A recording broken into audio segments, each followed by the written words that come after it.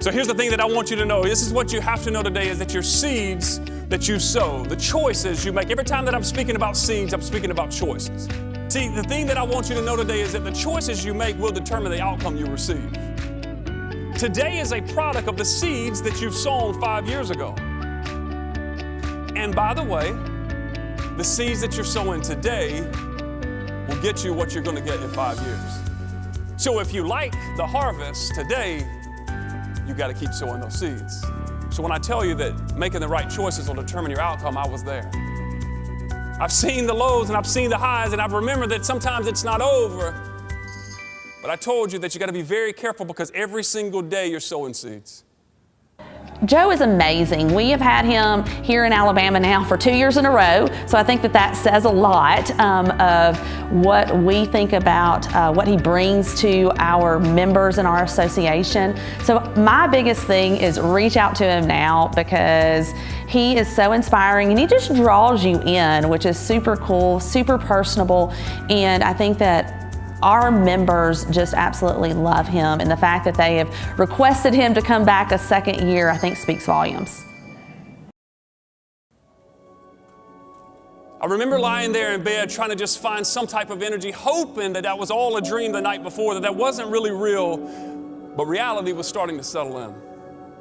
And as reality started to set in, I realized my father was out of the home and he was never coming back. I found some type of energy to get my feet onto the floor, and I walked right back into the kitchen, the same scene that I had been in the night before. And I look over, and my mom is standing about where you are. She's standing there, her head down, her eyes are red. She probably hadn't slept. She said, "Joseph Ray," she said, "son," she says, "we are going to get through this." And my mother would speak 3 words, and these 3 words still pierce inside of my soul, and it's my hope that as you walk out of here today, that you will remember these 3 words, because I'm going to promise you, life is going to put you down. If you're with that, let me hear you say, Life is going to put you down, but when my mother looked at me, she said these 3 words. She said, "Son," she said, "it's not over."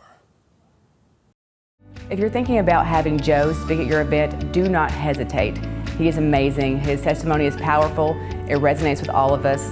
Our staff absolutely love him and requested him back this year.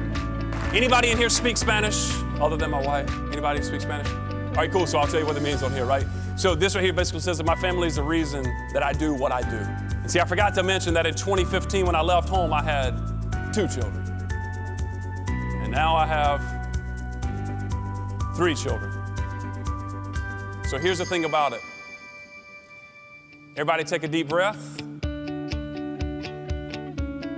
I'm not telling y'all to go have no babies.